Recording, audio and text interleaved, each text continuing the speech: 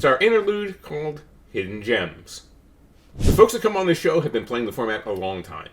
We play cards that some players might never have heard of. We discuss one of those cards each week in our feature segment we call Hidden Gems. Scott, what do you got for us? So my hidden gem this week, and I've got a lot of them, and I went back and forth on which one I was going to do here, but I actually decided to do Minions Return from Theros Beyond Death.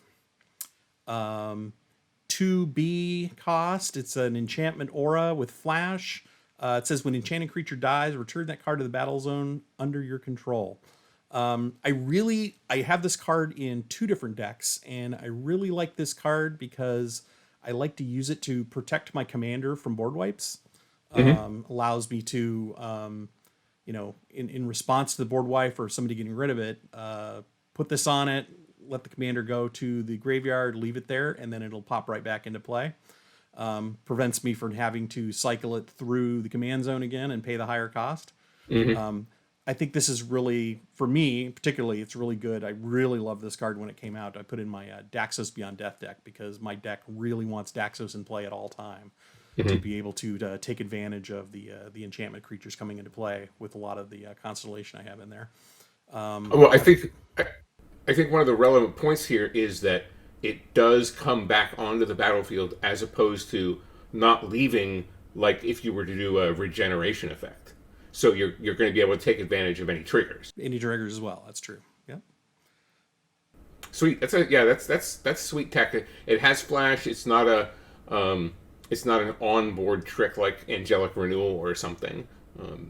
Right. You can, and I've run it both ways. I mean, I've flat out put it out on the board, especially in Enchantment Matters decks, because I want the enchantment trigger from the aura, or I'll wait.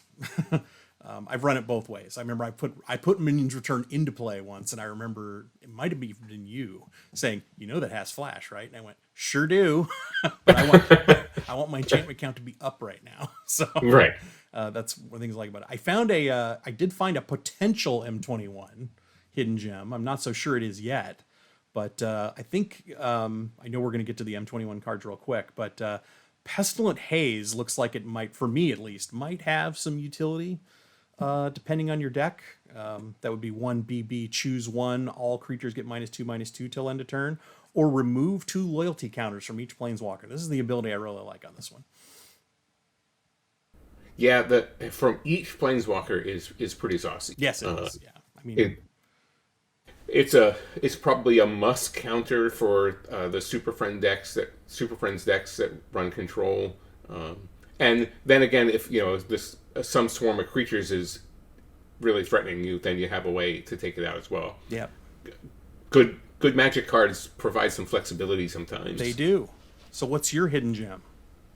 My hidden gem is Stalking Vengeance, a card from way back in Dissension, which was in the original Ravnica block. It was reprinted in C13 and C16, and it's a card that has gotten much, much better with Commander Death triggers.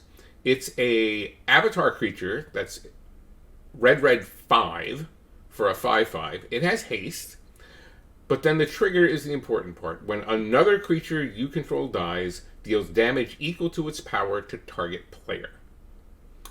The big thing about this was in previous incarnations of the rules, commanders didn't go to the graveyard, didn't trigger death triggers, so when you're playing something like Kresh the Bloodbraided that is immense and somebody destroys it, Stalking Vengeance is like, I never saw you.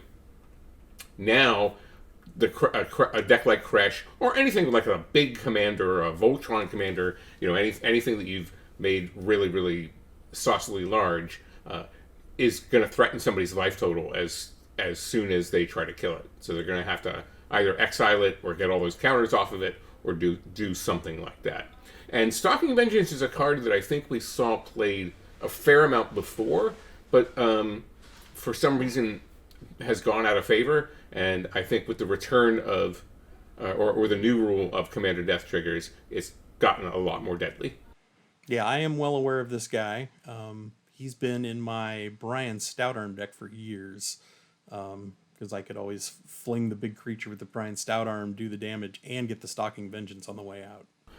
Yeah, that's certainly been for me in the Kresh deck has been a path to killing two different people is flinging something, flinging Lord of Extinction, and then having it also trigger Stalking Vengeance. Right. This is a pretty unique card in Magic too. I know. I'm positive that the ability as it reads doesn't exist on anything cheaper than this in red.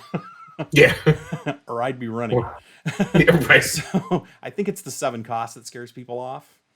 Right. I mean, it does have haste. It is a 5/5, but I think that it's the 7 cost that scares a lot of people off from running this guy. I'm playing. I mean, in the Brian Stoutarm deck, I mean, I'm trying to delay the game to get big guys out anyway. So Right. he satisfies the bill, and if I can get him out and get the whole engine going, the game just ends quicker. Yeah, well, one of the things that I like to do with this is bringing it back with a giant living death or Right. Rise of the Dark Realm. Yes. And then, I have an immense board, and if you kill it, well, that's pretty bad for you too. That's right. Yeah.